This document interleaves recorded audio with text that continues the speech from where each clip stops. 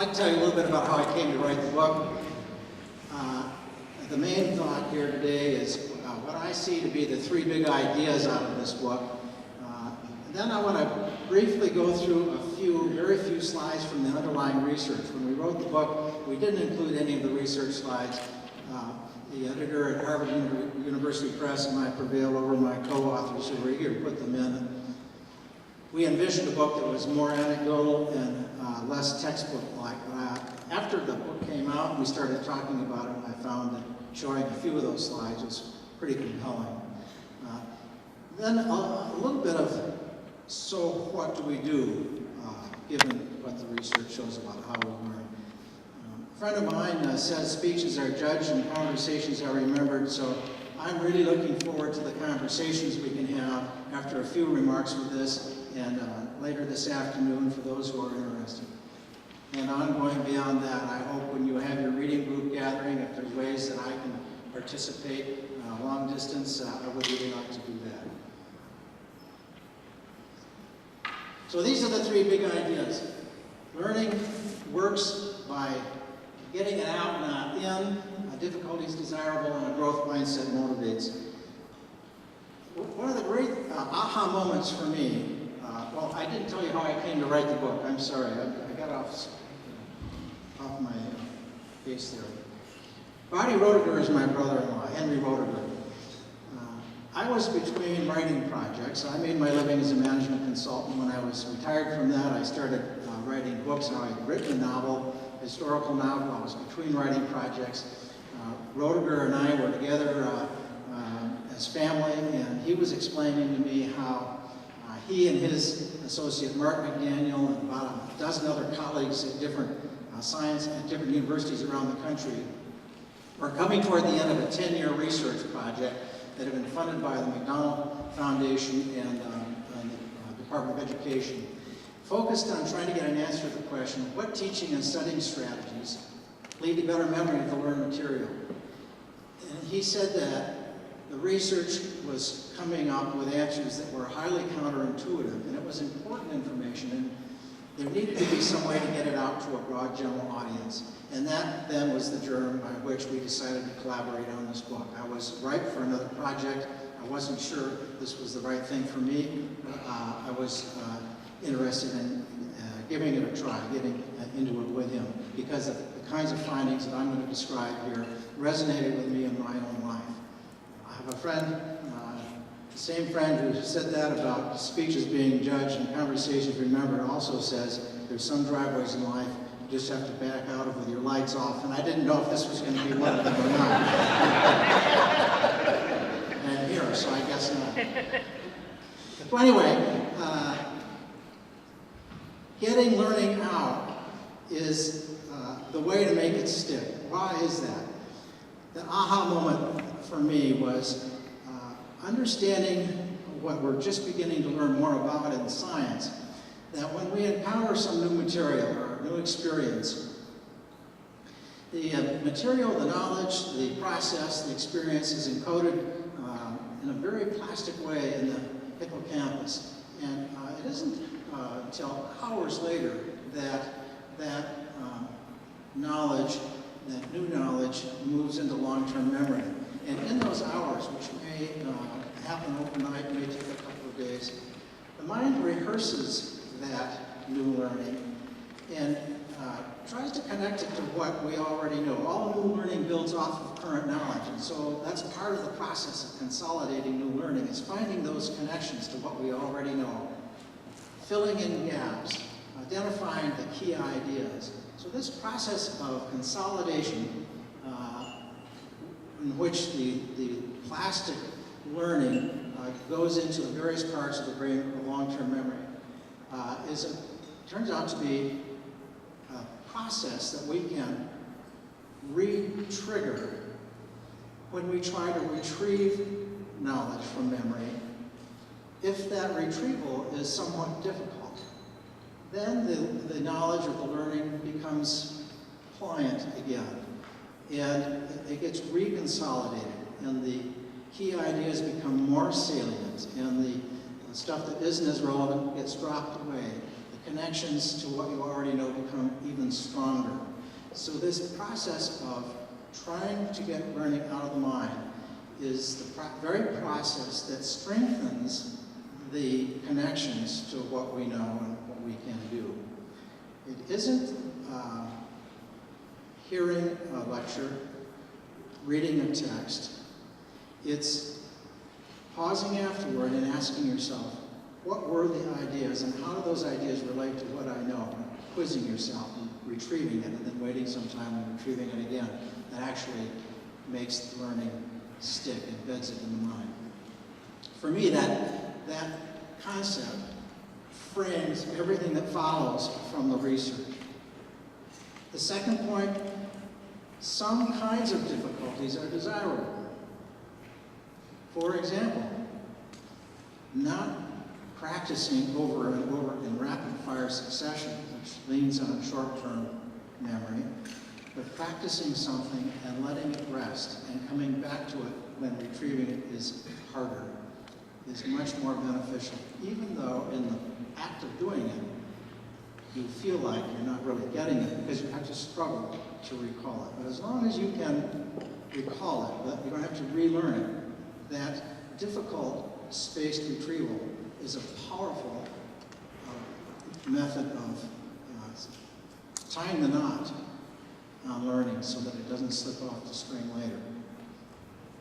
Other desirable difficulties include mixing the practice of different exemplars. For example, if you are studying, learning how to find the solutions to geometric solids, instead of practicing one kind of solid, formula for a sphere, 15 times before moving on to the formula for a wedge and then to a cone. Once you've got the formula for each, practicing in a random or mixed sequence, which is more difficult, leads to far better retention of the learning and improves your ability at a later time to discern what kind of a problem you're facing and to apply the correct solution to it. It improves transfer of knowledge to unfamiliar situations. So mixing your practice is a difficulty, but it's a desirable difficulty. Even if it feels harder and more clunky and like you're not getting it than blocked practice, it is far more beneficial. Another desirable difficulty is something that the scientists call generation, and that is trying to generate a solution to a problem before you're taught the solution. Even something very simple, like reading a text where some letters have been dropped out of words and you have to figure out what those words are, leads to better memory of the content of that material. Being asked to, as they are now in the physics department at Washington University in St. Louis, being asked to solve a physics problem before you come to the class in which the solution is taught. And struggling with that, the polling of your mind, what do I know that this is like? Might it be this, might it be that? Trying some things out, then coming to class and being taught the solution leads to far better learning of that solution and the memory of it later than walking into class fresh, having a professor say, now we're going to learn the following solution and we're going to practice it. So generation is a desirable difficulty. Elaboration is another. I think we're all familiar with this. When you learn something new, the ability to put it in your own words, describe it to somebody else, and think of examples of it from your life, make that learning more relevant and make it stick better. Those are all what Drs. Robert and Elizabeth Bjork, the cognitive psychologists at UCLA, who have been part of this work, call desirable difficulties. They have coined that phrase. The third idea is one I think you must be familiar with. It comes from the work of Dr. Carol Dweck at Stanford University, who became curious about why some people become helpless in the face of difficult challenges. Dr. Dweck, one of her early studies was to take aside a group of 7th graders, low-performing 7th graders from the New York City school, and give them a little lesson in study skills. And then half the group she took aside and gave a lesson in, I don't remember exactly what it was. It was related to that. But the other half was the salient part, which was half the group were taught that when you work hard to learn something new, even if you make mistakes, but you persist, over time, you're building new connections in the brain, and those connections increase your intellectual ability. So it's the effort that you've put in toward achieving that goal, that knowledge, that increases your mental abilities.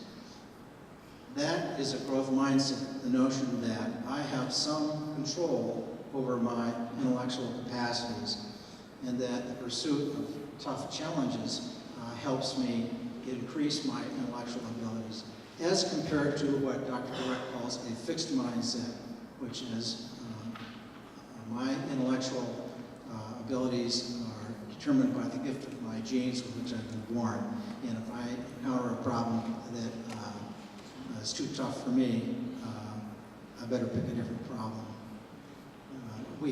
As Dr. Dweck talks, we often, when praising people for achievement, say achievement is the praiseworthy goal, and young people will pick problems they think they can solve so that they can get that praise.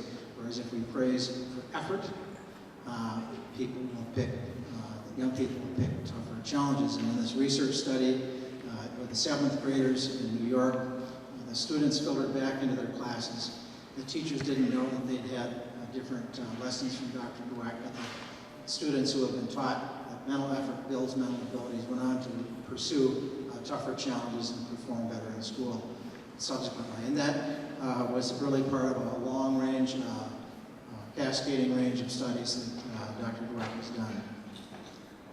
So having a growth mindset, understanding that mental effort builds mental abilities is a really important corollary in my mind to the notion that some kinds of difficulties in learning are desirable. The second one there would seem to be bad news until you come to understand that those difficulties are actually increasing your mental abilities. For me, those are the 3 big ideas in the book. Here are a few quick slides from the research. Good luck.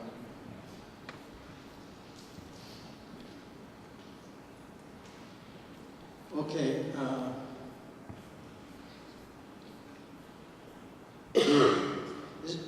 Let's see, how am I going to do this? This is an early study. So some of the, is that feedback?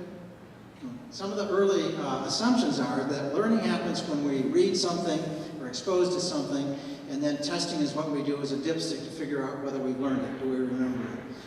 Under this assumption, the more times we read something, the better we'll learn it. And so this is a very simple test to try to ascertain how much studying or review of something would affect the learning.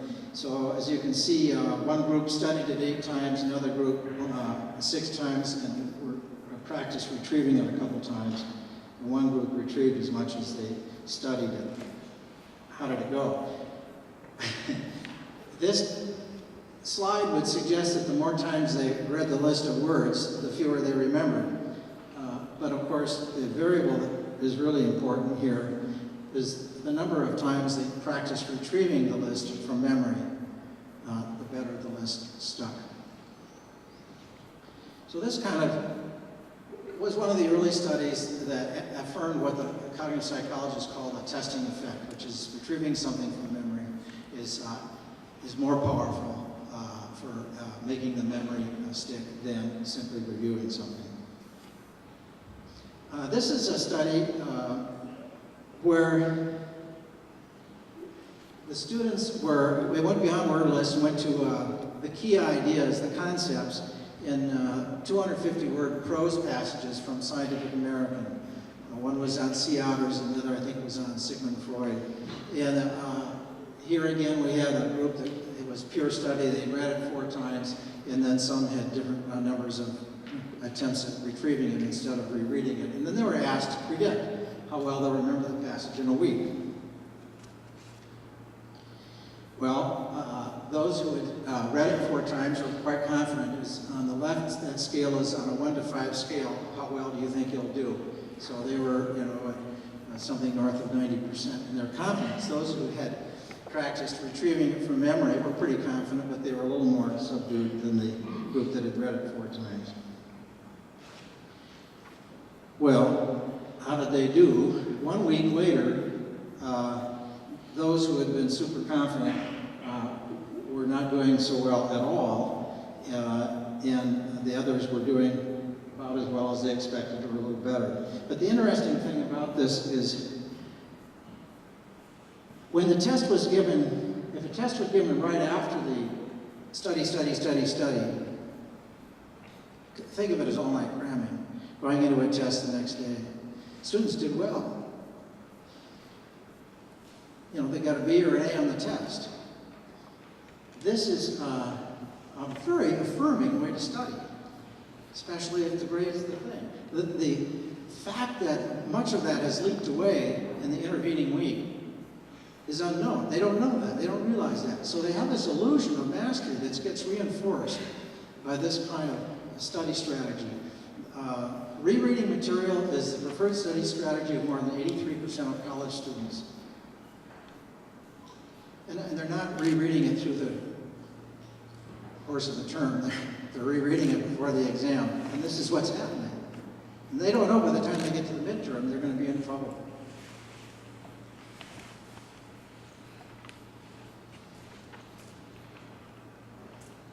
Okay, what about difficulty is desirable?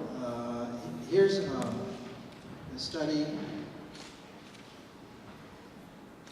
bet I could use this.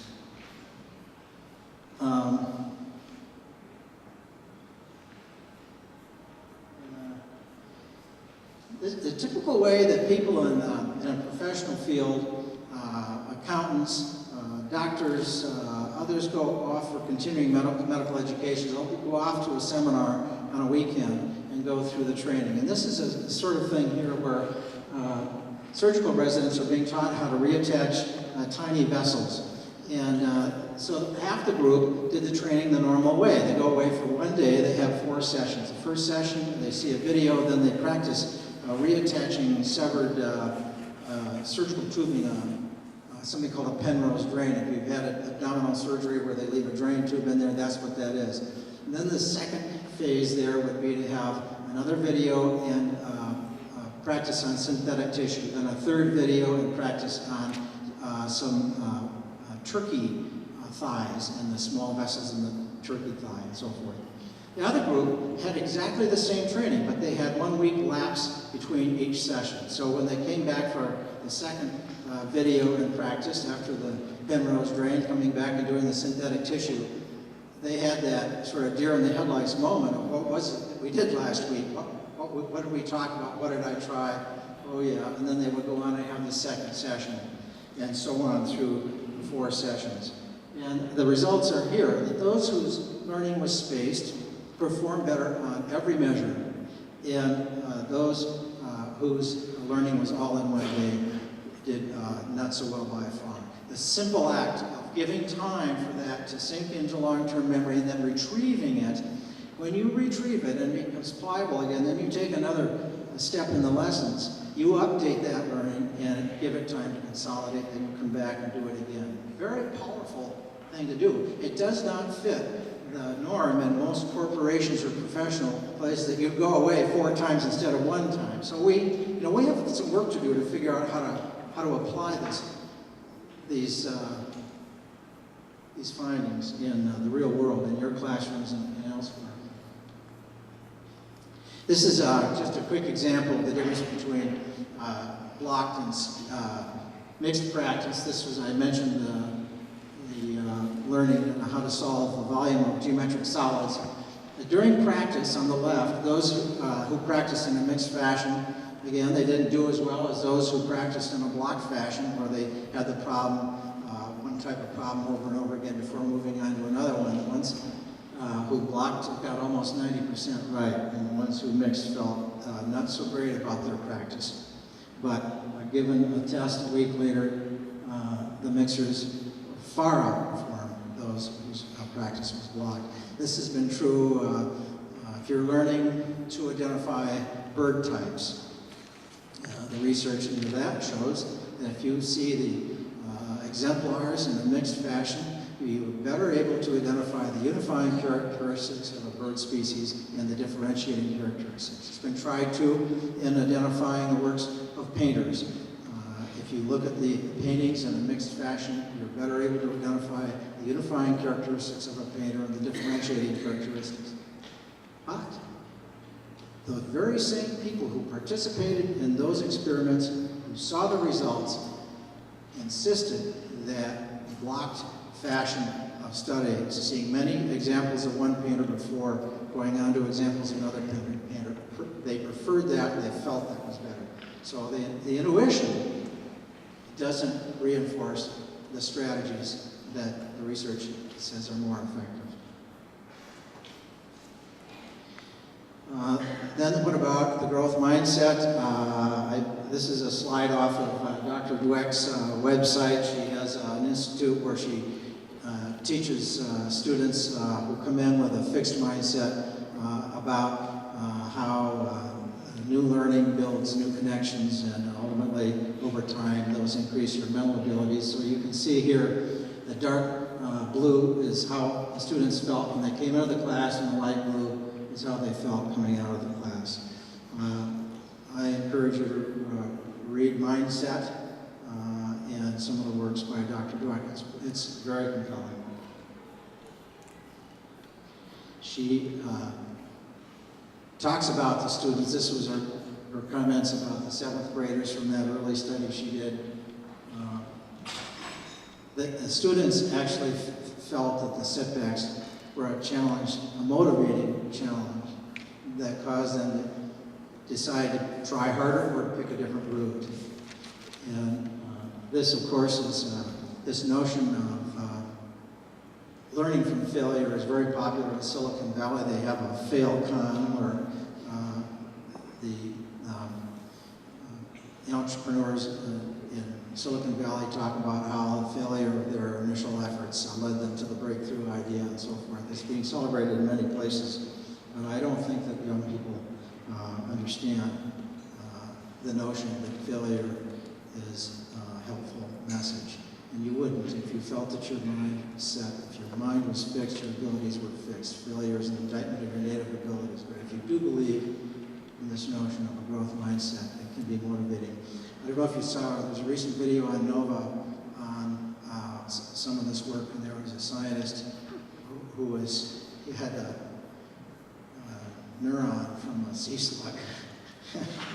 And he taught the neuron something. I don't remember what he taught, how you teach a neuron something, but you could see the axon growing, reaching for another neuron. You could see it.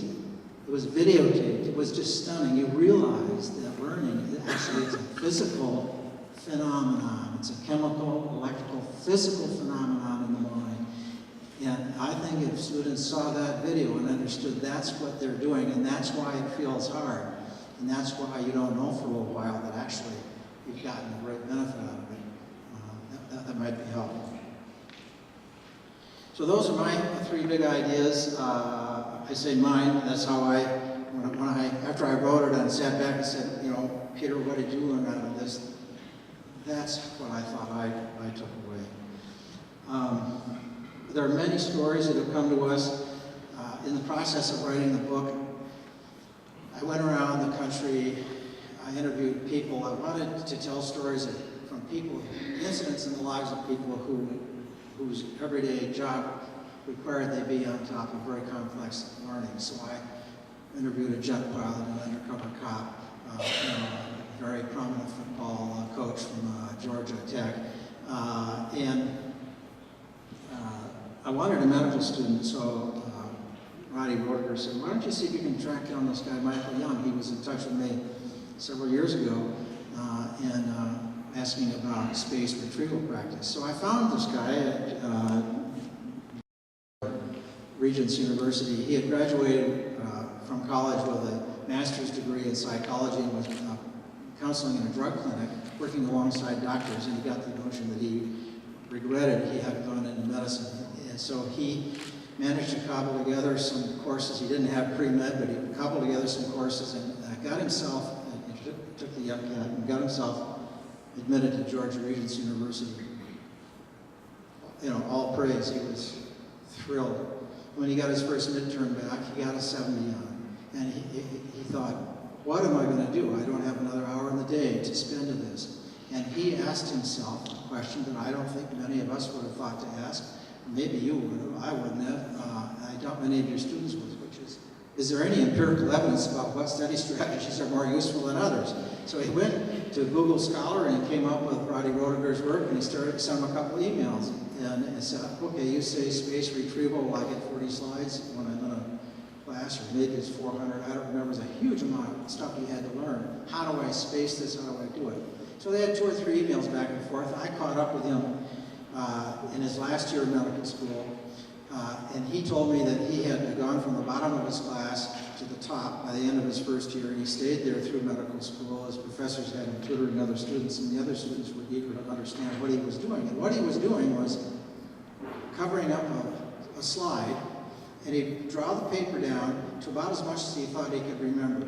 And then he'd push it back, and he'd ask himself, what was that at the top of the slide? Where is it in the body? What is it like that I know? And then he'd go down a little further. It was slow and arduous, and he said if I had another option, I wouldn't have done it. But that was the only idea I had, and it paid off. He leaned into it, and it paid off.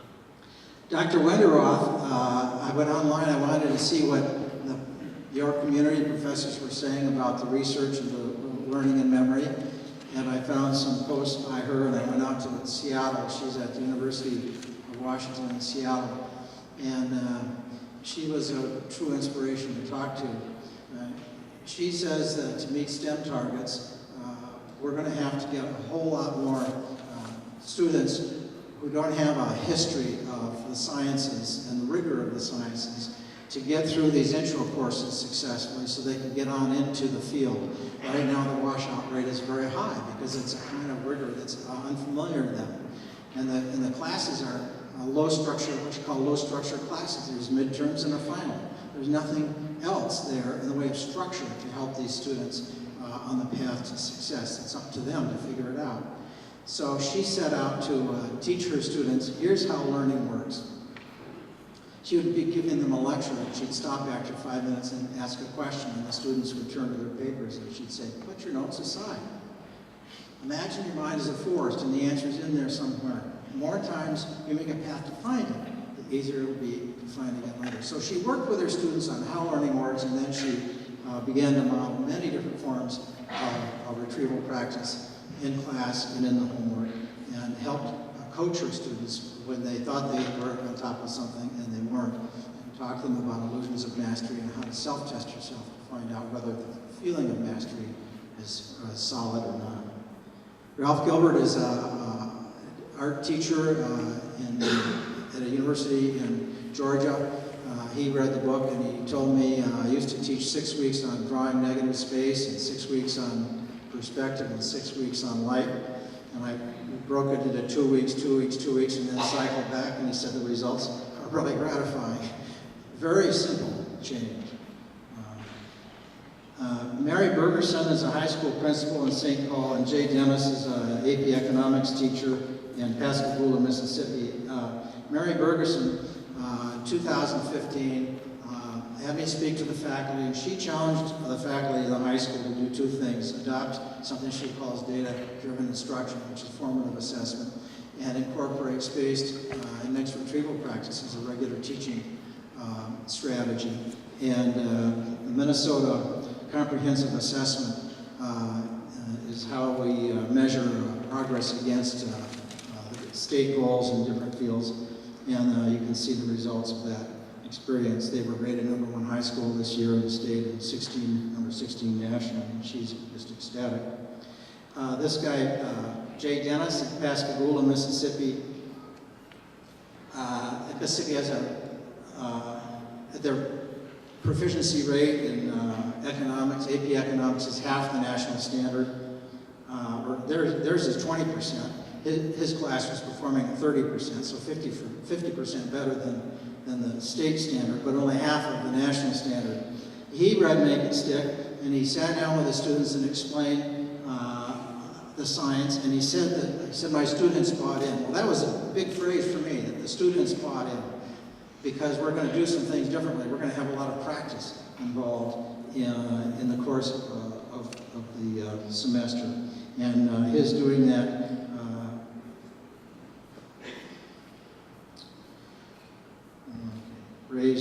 he doubled the outcomes, the performance of his students from 30% to 60%, just nipping at the heels of the national standard. He's thrilled. So to me, the problem here is that the most effective learning strategies are counterintuitive. What we know works isn't what feels good when you do it. And that's a challenge for students and for professors. I think that this notion that I got from Dr. Wenderoth, now I'm departing now from the science. I'm telling you my sense from the people I've talked to, and I've talked to quite a few so far, is that helping students understand how learning works and modeling it in the classroom and becoming a coach, I think those are really important strategies. I'm thinking of how students who are athletes understand the notion of individual effort and coaching, and that striving ultimately builds the skill. I don't understand why we don't bring that knowledge from the playing field into the classroom, but I don't think we do. And it turns out from the research that semantic and procedural learning respond just as motor skills learning do to this kind of a strategy. So I think coaching students implies a responsibility on the part of the students to take responsibility. So that's a thought I have. In terms of modeling successful strategies in the classroom, there's a lot we could talk about later. Andrew Sobel, I didn't mention, a political economics professor at Washington University in St. Louis, threw out his midterms and final. He said we'll have 9 quizzes during the course of the term. Each one is worth 10%, and the last 10% is up to me. And his quizzes will reach back not just to the prior material, but also to anything from the beginning. So they update that and carry it forward through the term. He said by the middle of the semester, they're doing end of semester work, and by the end of the semester, they're doing upper division work. He says, as good as a professor as I think I am, I think, oh my gosh, if I had understood this years ago, how much more helpful I could have been to my students. So there are lots of things we could talk about in terms of strategies, and one of the things I'm eager to hear from you is where you're already doing these kinds of things. We need to begin to accumulate many examples, small and large, of strategies that people are using and finding effective that others can learn from. For students, I think it's helping them adopt a growth mindset and think about the effort as a way that they're actually building their mental abilities, encouraging them to retrieve rather than to review. Rereading is wasted effort. You don't reread once if it's a little rusty, but focus on review. Elaborate, space out your practice, mix it up. And really important to calibrate your sense of what you know and don't know through self-quizzing. Any number of forms. They might be apps, they might be flashcards, self-quizzes. You might be going to the back of the chapter and reading the questions at the back of the chapter and seeing if you can answer them. Just all kinds of ways you can assess whether in fact you know what you feel like you know. And that's an important thing for readjusting what you spend the rest of your study time on. The AP Economics professor or teacher in Pascagoula said this at the end of his note to us, that he shifted the lens through which he looks from teaching to learning. And I found that was my experience in writing this book. The book is about learning, it's not about teaching. And one of the reasons I found the book so affirming is in my life I have kind of bounced from pillar to post. I found something that interested me and walked into it and tried to learn it and do something with it. And as clumsy and as many mistakes as I've made along the way, I've also found that I've learned a lot and found that I have something to contribute. And this notion of thinking about it as a learning institution, President Stanley spoke to that. You'd think we had this organized, we didn't. This is what it's about, in my opinion. And I see vision for this institution and other institutions that when students leave, they leave with the experience and the habits that enable them to have a lifetime of successful learning. They leave with mastery of the topics that you're teaching them, but they also leave with a set of skills and an attitude that enable them to bounce from pillar to post and make a success of it. Well, that's my remarks. I'm eager to have conversation. We have some time for questions now, and then a little more later. We have another session later where people can come, right? Yes, in the back.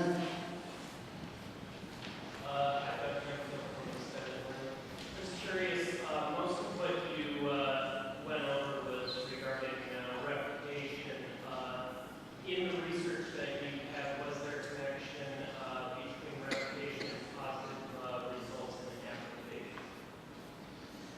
Yes, the research into mixed retrieval practice shows far greater ability to transfer knowledge from one setting to another setting, and also improves conceptual learning. It's hard to measure conceptual learning, but it improves that. In the case of Dr. Wenderoth, teaching biology in Seattle, she has many different strategies that she uses that involve drawing images of what we learned this week and how they connect to other things in the body that we know, free recall exercises, periods of reflection, writing down everything you learned from class today or this week, as well as quizzes. When she hands out the results of an exam, she also hands out an answer key with an answer at each level on Bloom's taxonomy of learning. And she says, find your answer on Bloom's and ask yourself, what would I need to have known to answer at a higher level?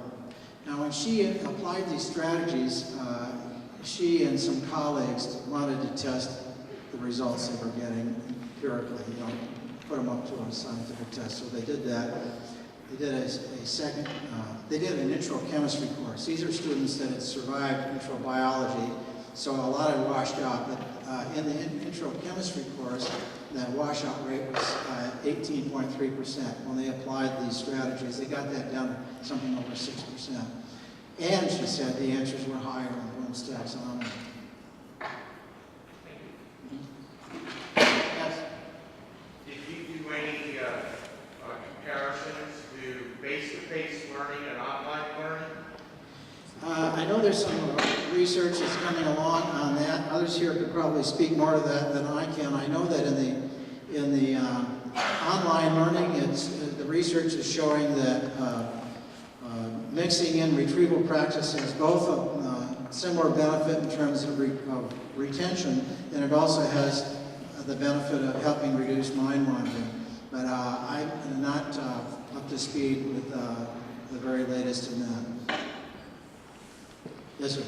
I noticed you talked about chapter quizzes. My question is very basic. How do you get students to read the book? Yeah. This is, I think, where we need to have conversations. I think that I'm not sure, we had a conversation amongst ourselves and with our editor at Harvard. Should we try to write a chapter on motivation? So I started reading about motivation, and I said, no, we're not going to take this on. It's a huge, huge issue, and it's not exactly clear what the answers are.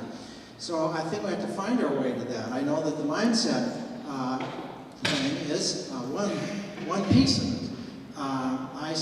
I know that in the case of Dr. Sobel, a political economics professor, at Washington University. When he first heard about the testing effect from Roediger making a speech there at WashU, and he said, okay, I'm going to throw out he was having problems with students not coming to class. I'm going to throw out my midterms and my final, and I'm going to have 9 pop quizzes. So he announced that to his students. They were very distressed by that. And if they did poorly on the first pop quiz, he said they dropped the course because they didn't want to not get a good grade. So he went back to his midterms and finals, and then he thought about it, midterms and finals, thought about it some more, and he said, well, I'll try it again, but now I'll announce the days on which the quizzes are going to be. So he went back to it. He did that. The students grumbled about it, but they accepted it. And they were saying by the middle or end of the course, as are the students of other professors whom I interviewed, I wish I had this in every class because I don't have to cram for exams. I have the material in hand as we get through the semester. I don't know if that answers your question about reading the text, but I think that the notion of low-stakes quizzing is part of an answer. It not only, I mean, even if they haven't read it, if you ask them the question and they try to answer it and they get corrective feedback, they're going to learn it better than if they hadn't read it and they hadn't been quizzed. Yeah. Yes? I think this is related, but I was just struck by that illusion and mastery and sort of, I think about, I'm a psychologist, but, so I don't know psychology as well as I probably should, but it seems like a lot of Could you stand up, please? I can't quite hear you. They know things and how to overcome that, I'm struck by people when we really don't know something, that's when we get really stubborn that we actually do, and sort of trying to overcome that idea that my students don't know it all. And I just wonder if the research shows a good way to challenge that sort of illusion of mastery. Well, I don't think that very question has been studied as far as I know, but I know that if you make it stick, or you can borrow a copy of it, and you read in chapter 8, the passage on Dr. Wenderoth, where she's working hand in hand with her students on the topic of illusions of mastery, and how she goes about coaching them, and how she goes about assigning exercises, doing exercises in class that reveal whether or not you're on top of something or help you get on top of something. It's a very good question, and I think the answer is, can you deliver the goods? Do you know it well enough to answer the question, or do a short answer, or write 3 sentences about it? So somehow, as James Lang says in his excellent book, Small Teachings, which I highly recommend to you, if you want to recall something from memory, you have to, if you want to be able to recall something from memory, you have to practice recalling it from memory. And so this is, if you can somehow have small experiences of that in class and in homework, I think that will begin to build that sense of, revelation. I mean, flashcards are a very simple example. Somebody else, yes? I'm going to confess that when I read the title of the book, I'm an educator, I'm teaching teacher education, I had a bit of a negative response because I thought, oh, this is going to be about learning facts. And we teach process. We teach complex processes. And it's a complex process to think about how to teach processes. And we're expecting our teacher candidates to learn these decision-making processes that are grounded in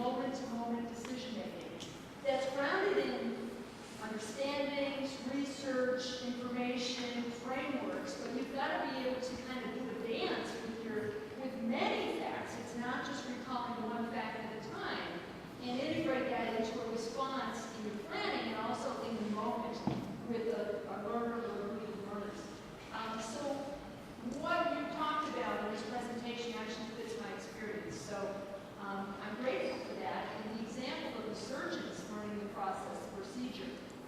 It's I think it forms some of what we're doing, where we're having people work first in an earlier semester with just one learner, and just once or twice a week in a very focused tutoring situation, in building saying, well, we're going to talk about this part of the reading process this week, and we expect you to bring that to planning and teaching for next week, but we're going to talk about another piece next week, and then you're going to bring that too, the big net. So it's cumulative, and there's a recursive nature of going back and talking about how those pieces are coming together. So I'm affirmed, and I feel like this is much bigger than learning facts. It's much bigger than retrieval. It's a much more complex process. Much more complex. It's really about how we build mental models. Yes, And yes. how those become second nature to us so that we can add on to them and have much more complex and sophisticated mastery of a topic. And then how we can apply that topic, and we can come to that. We can come to those ideas in a strange situation and say, I bet this is kind of like this other thing. Right, and we feel confident to do that. I want to make one other comment. But don't forget to tell me what title I should use next time. This idea of effort and trying. So I love the idea, and I've tried to encourage candidates to say, you know, this is going to be hard, but we can do this. And, you know, by the end of the semester, you're going to feel really good about what you've learned and how much you can do. Trust me. But I also think in our culture, this idea of trying harder and striving can be a bit of a barrier to learning. You mentioned one, and that's around risk-taking, okay? But the other is, I just find we live in a very anxious culture, and times are very anxious right now. And part of what I think about in helping learners take responsibility for their learning is not just about, you gotta try hard, okay? I think it's also about paying attention to their learning from the perspective of how can you maximize conditions to be available as a learner. And for a lot of our people, I understand now from my own experience, it's about how do we learn to accept that anxiety is part of the human condition, and how do we also learn to work with that anxiety in ways that help ourselves and then Yes. help us work with others. I agree with you wholeheartedly. I think a lot of the message here is cut yourself some slack. Yeah. You know, that doesn't mean slack off, but cut yourself some slack when you're not getting it. It isn't that you can't get it, it's that you don't get it yet, as Dweck says. I read a very interesting study. When I was writing this, we agreed what the chapters were going to be about. I read studies that Roddy and Mark sent me, and then at the ends of the studies, I would go to the endnotes, and I wanted to know what was the trail, what were the questions the scientists were answering that brought them to this particular study. And I read a great study from France about students who were very bright, who were doing poorly on exams. And basically what the study found was that a very large share of their working memory was, because they were anxious on their performance, was dedicated to self-monitoring instead of to the task at hand in the exam. And then there was an intervention in which these students were taught about growth mindset, I suppose, I don't remember, but it was about failure is knowledge, failure isn't an indictment of ability, failure is information that enables you, to make better choices or try different strategies. In any event, the intervention, then the students did far better on their exams because the anxiety was dialed down. They could dedicate a much greater part of their working memory to the task of answering the questions on the exam. So I really believe that when a lot of it is about trying not to feel inept if it doesn't come easy, and trying not to feel like it means I'm not up to the task. The coaching and support that Dr. Wenderoth provides for students, I was moved by her dedication and her warmth toward her students' success and the ways in which she talks to them about illusions of mastery versus really getting it, and tries to devise strategies in which they can find their way. But again, all of these are things, you are the lab in which all this stuff's going to be, the application of it's going to be figured out, and there will be some things that work and some that don't. And I would like to know, I would love to get emails from you about what you're doing that you think is working. I see a next step for us, make it stick, trying to harvest much of. We get a lot of emails and a lot of dialogue with the scientists, and putting that together and getting that out to people, along with mostly along with what the instructors are doing, as well as students. Are we going too long? We do have time for questions later, but we can do one more very quick question. Very quick answer. Very quick answer. And then the rest can take place after lunch. What time is the after lunch session? It'll be after the awards. 1:20 or 1:30, will it be in here? Yes. Okay. I see two questions in a row. Yes, You're looking at me. I'm looking at you. Okay. It's not actually a question, it's just an observation, because I'm not actually here, I'm on sabbatical. But if I were here, If you were here, you'd be wearing a lovely yellow top. yes, and what I can say is, for all the new teachers, this is a really, really good place to do learning that may sometimes seem like failure, because we have such a good support for teachers here. Part of it goes, the credit goes to John, even though we never say that in public, and Rebecca and the whole SEAC program.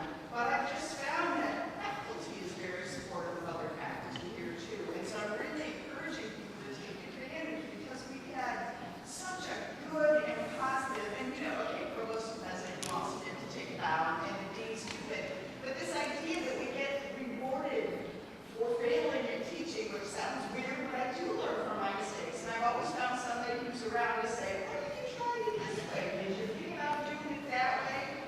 And so I just want to encourage people, if you're sitting here going, oh, but I have so much content, I don't know how to do it in, start talking to some of the people around you, because it really is a good place. Yeah, that's And a- looking to pay I off. really appreciate that comment. It feels that way to me, sitting here and seeing those slides in the beginning. I made a note to myself about the SEAC. I didn't quite catch what that meant, but I noticed that there was money for students and faculty to work together in research projects. And I thought, well, wouldn't it be something if some students and faculty worked together on a demonstration with our fellow students here at this school, where they experimented with some of these strategies and some normal methods, and the students had an opportunity, A, to do that process, B, to experience the results of it, and then figure out how to build it.